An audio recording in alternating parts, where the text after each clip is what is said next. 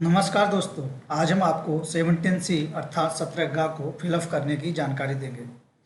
जिन लोगों की चुनाव में ड्यूटी लगी है और जिन्हें P1 या पीठासीन अधिकारी अर्थात प्रिसाइडिंग ऑफिसर के लिए नियुक्त किया गया है, उन्हें मैं सलाह देना चाहूँगा कि वह ड्यूटी से पहले या चुनाव से एक दिन पहले शाम के समय एक फॉर्मेट बना लें। जैसे कि मैं स्क्रीन पर दिखाने का प्रयास कर रहा हूँ, इस तरह से एक फॉर्मेट बना लें।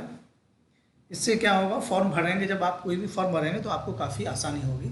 इस तरह assembly constituency number and name, parliamentary constituency number and name, polling station का नंबर, पोलिंग स्टेशन का नाम, तो आपके यहाँ आपकी ड्यूटी लगी है जिस बूथ पर उसमें कितने वोटर्स हैं, मेल फीमेल की संख्या, उसके बाद जो आपको कंट्रोल यूनिट दी है उसका सीरियल नंबर क्या है, बैलेटिंग यूनिट जो दी है आपको उसका, मतदान पेटी उसका नंबर क्या है, वीवीपैट जो प्रिंटर आपको दिया उसका नंबर क्या है, टैक्स जो दिए होंगे उनके सीरियल नंबर्स होंगे, आपको टेंडर बैलेट पेपर्स दिए होंगे उनके सीरियल नंबर, वो सब एक पेपर पर लिख कर रखेंगे तो आपको फॉर्म भरते समय काफ़ी आसानी होगी।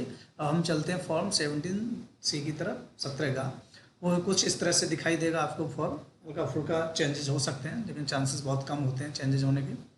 तो इस तरह से हमने पहले से फॉर्म को भर के रखा हुआ है रेड कलर से।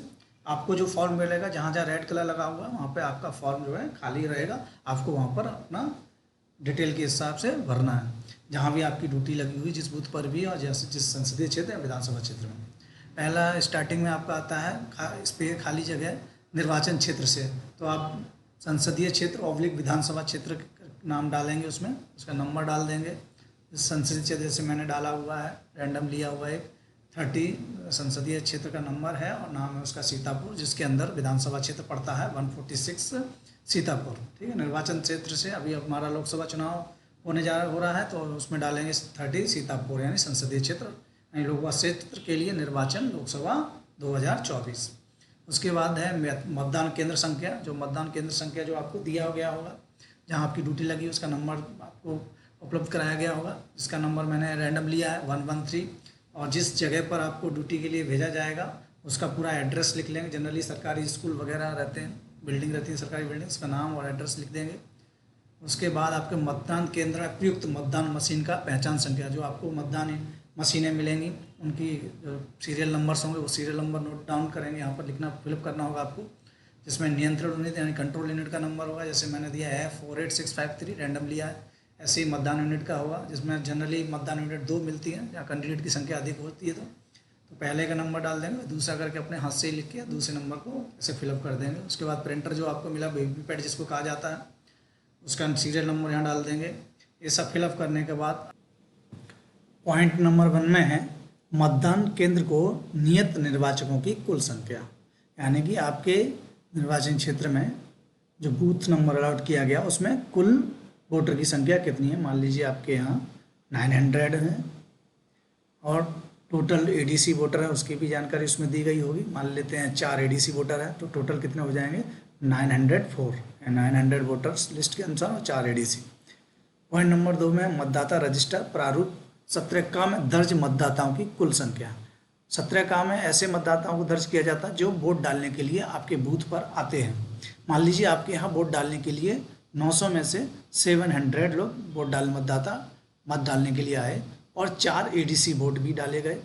प्लस मान लेते हैं आपके बूथ पर ऐसे केस हुए जिसमें 2 टेस्ट वोट भी डाले गए, तो टोटल 17 का के अनुसार वोट हो जाएंगे 706। पॉइंट नंबर 3, 49 के अधीन मतदान अभिलिखित न करने का विनिश्चय करने वाले मतदाताओं की संख्या, अर्थात ऐसे मतदाताओं की संख्या जिन्होंने मत डालने से इनकार कर दिया और जिनकी एंट्री 17 का प्रारूप रजिस्टर में हो चुकी है। ऐसे मतदाताओं की संख्या मान लीजिए 2 है तो उसको 2 लिख लेंगे।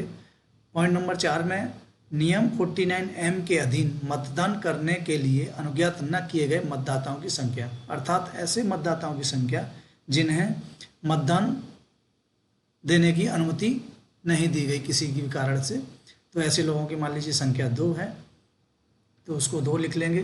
नंबर 5, नियम 49MAD के अधीन अपेक्षित कटौती के लिए अभिलिखित परीक्षण मत। मान लीजिए आपके केंद्र पर ऐसा कोई मतदाता आता है जो कहता है कि मैंने जिसको वोट किया है वो उसको वोट नहीं गया है, मैं टेस्ट वोट का प्रयोग करना चाहूँगा तो उसे टेस्ट वोट यानी कि परीक्षण मत की अनुमति देनी होगी। मान लीजिए इस तरह के मतदाता आपके पास 2 आते हैं तो उसको 2 लिख लेंगे। उसके बाद ऐसे 2 परीक्षण मत के 2 मतदाताओं की पूरी डिटेल इस प्रकार से लिखेंगे। कटौती के लिए परीक्षण मतों की संख्या, कुल संख्या मान लीजिए 2 है तो 2 लिख लेंगे। प्रारूप 17A में निर्वाचक की क्रम संख्या यानी कि मतदाता रजिस्टर में जो क्रमांक संख्या है उसको यहाँ नोट कर लेंगे। मान लीजिए वो 101 सीरियल नंबर पे आया था और 105 सीरियल नंबर पे उसने वोट डाला था। इस तरह से 2 वोट डालने के 2 लोगों ने टेस्ट वोट डाला है तो दोनों का सीरियल नंबर को यहाँ नोट डाउन कर लिया जाएगा। उसके बाद है अभ्यर्थी जिनके लिए परीक्षण मत डाले गए, यानी कि वो जो टेस्ट वोट डालेगा वो किसी पार्टी या कैंडिडेट के लिए डालेगा तो वहाँ पर आप उसका कैंडिडेट का नाम लिखेंगे, कितने मत डालेगा उसकी संख्या लिखेंगे। मान लीजिए हमने 1 मत डलवाया गया है मान लीजिए तो 1 लिखेंगे। उसका सीरियल नंबर 101 है तो 101 लिख देंगे। दूसरा जो क्रम संख्या उसमें दूसरा उसने किसी और अभ्यर्थी को वोट डाला तो उसका नाम डिटेल लिख लेंगे, कितने मत डाले, मान लीजिए 1 मत डाला तो 1 मत लिख लेंगे। सीरियल नंबर क्या था 105 था तो 105 लिख लेंगे। इस प्रकार से टेस्ट वोट की डिटेल हम एंट्री करेंगे।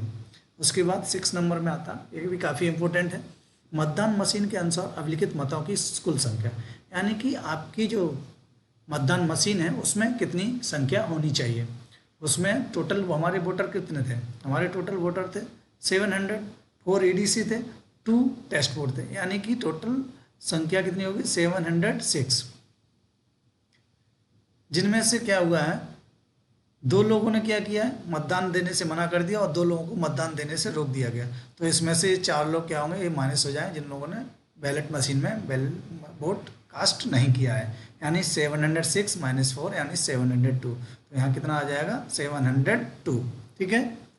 उसके बाद 7 नंबर है। 7 नंबर में क्या है, क्या मत 6 के सामने यथादर्शित मतों की कुल संख्या, यानी कि 6 सीरियल नंबर में जो मत आए हैं 7 और 2 वो क्या 2 serial number -3 serial number -4 serial number से साथ मैच करते हैं। अर्थात यहाँ 6 में कितना है 702 है तो 2 में क्या है 2 मतदाता रजिस्टर में कितने हैं 706 -3 सीरियल नंबर में कितना 2, तो इसमें से 2 माइनस कर देंगे।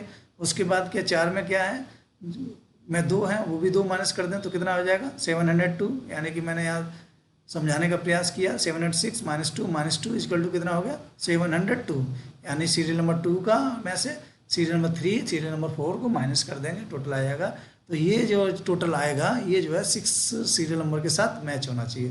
तो यहाँ लिख देंगे यस मैच्ड, हमारा क्योंकि डाटा मैच हो रहा है 702 702, तो यस लिखेंगे मैच्ड, यहाँ ऑब्लिक करके टैलिड भी लिख सकते हैं। उसके बाद 8 नंबर में आते हैं उन मतदाताओं की संख्या जिनको नियम 49P के अधीन निविदित मतपत्र जारी किया गया है, यानी कि ऐसे मतदाताओं की संख्या जिन्होंने टेंडर बैलेट पेपर्स का प्रयोग किया है। ऐसे मतदाताओं की संख्या मान लीजिए 2 है तो 2 लिख लेंगे। निविदित मतपत्रों की संख्या यानी टेंडर बैलेट पेपर्स कुल कितने निविदित आपको मिले हैं 20 मिलते हैं जनरली, 20 लिख लेंगे। उनकी क्रम संख्या जो भी है वो क्रम संख्या को लिख के रखेंगे। प्रयोग के लिए प्राप्त, मान लीजिए प्रयोग के लिए आपको टेंडर बैलेट पेपर्स मिले हैं 20 तो 20 लिख लेंगे। निर्वाचकों को जारी किए गए मान लीजिए 2 आपके यहाँ टेंडर बैलेट पड़े हैं, जैसे कि यहाँ हमने मेंशन किया था तो ये 2 लिख लेंगे। उनका सीरियल नंबर भी अगर चाहेंगे तो लिख सकते हैं। उसके बाद प्रयुक्त ना किए गए और वापस लिए गए टेंडर बैलेट पेपर जो यूज नहीं हुए, मान लीजिए 18 यूज नहीं है, 20 में से 2 माइनस हो जाएंगे, 18 वापस के 18 लिख लेंगे उनके।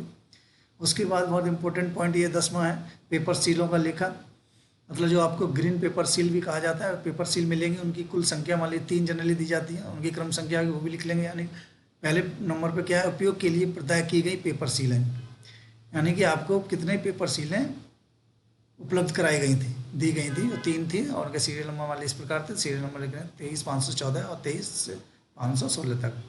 उसके बाद प्रयुक्त हुई पेपर सीलें, कितनी पेपर सीलें आपने यूज की, मान लीजिए 1 यूज की है क्योंकि एक कंट्रोल मशीन होती है उसी में यूज होती है, तो उसका सीरियल नंबर लिख लेंगे जो यूज की गई है। हमने जो है 23,514 यूज किया तो उसको लिख लिया गया।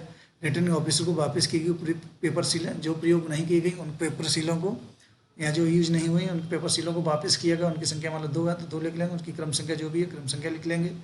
उसके बाद नष्ट हुई पेपर सीलें, जो पेपर सीलें नष्ट हो गई हैं या क्षतिग्रस्त हो गई हैं उनको उनका कोई संख्या है तो उसकी संख्या लिख लेंगे, अगर नहीं है तो 00 लिख देंगे। इसमें भी बहुत इंपॉर्टेंट है, इसमें मतदान अधिकार पोलिंग एजेंट्स के इसमें साइन कराना बहुत आवश्यक है, इसके बगैर फॉर्म पूरा अधूरा है, ये साइन करा के रखेंगे आप लोग। उसके बाद तारीख डाल देंगे और स्थान, जो भी स्थान डाल देंगे। उसके बाद पीठासीन अधिकारी अपना सिग्नेचर कर देंगे और P1 भी अपने साथ में सिग्नेचर करा सकते हैं चाहें तो। उसके बाद यहाँ डिस्टिंग्विश स्टैम्प को यहाँ लगा देंगे। उसके बाद इस फॉर्म को आप सबमिट करने के लिए आपका फॉर्म ये रेडी है।